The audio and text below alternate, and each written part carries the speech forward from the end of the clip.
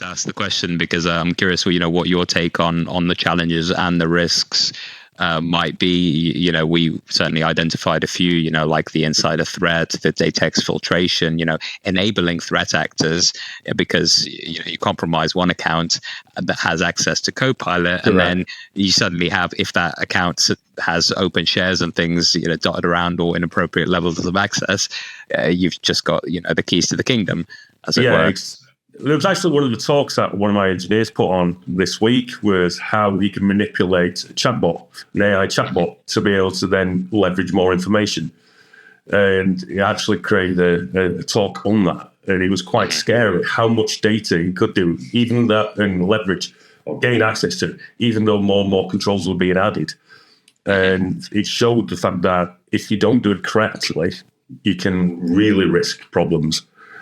So yeah, it's a process going through the decision to choose the eventual AI scenario. So I'm not going to just say Copilot because you could be using a different tool. Yeah, I mean, of course, it's the kind of the main one that everyone's talking about. So I'm just using it as an example. But yes, obviously there are other AI tools out there. But some. Obviously, the advantages, but also the scary things. Yeah, there was this report we were looking at by a Gartner analyst, and he kind of tore Copilot a new one, so to speak, because of all the risks and all the gaps that could be present, and not to mention the hallucination thing, where you prompt it something, and then it will invent. Oh yeah. I actually posted. I'm over a certain age, so I'm on Facebook. So I put up something on Facebook a short time ago. I set up a American football team, Manchester Titans, obviously based in Manchester, and I set up this a long time ago. And they're now the best team in the UK. No longer involved with them. I moved on. So I asked the question: who sets up Manchester Titans within OpenAI? ChatGPT, and it came back with saying this person created Manchester Titans in 2003 and was the head coach and this, that, and the other. I don't know that person. I was in charge of the club at that time. I set it up a year before. I've asked people who were involved in it afterwards, and nobody's heard of it. ChatGPT created its own entity.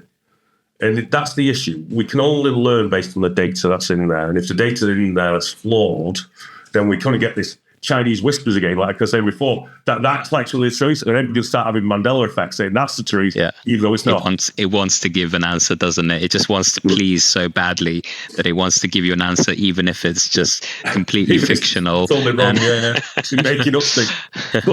But I also have the other issue. My worry is more phishing side, and I think that's going to be a big thing that's going to affect it. I find it strange the fact that I have a feeling in a couple of years' time we're going to be saying to people, if you actually trust an email if it's got spelling mistakes, because it's so easy for somebody to create a phish, but then AI will make mistakes and Grammarly, but then if it shoves that into another tool like Grammarly, it will then correct that and create it perfect, almost perfect English.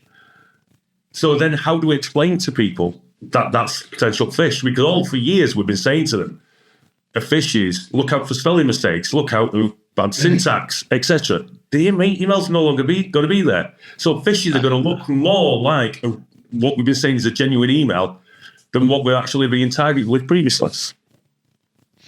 Yeah, it's removing that human element anyway. I've got Grammarly, but even though something looks grammatically correct or incorrect to Grammarly, I still prefer the way I write it. It just sounds right in my own head.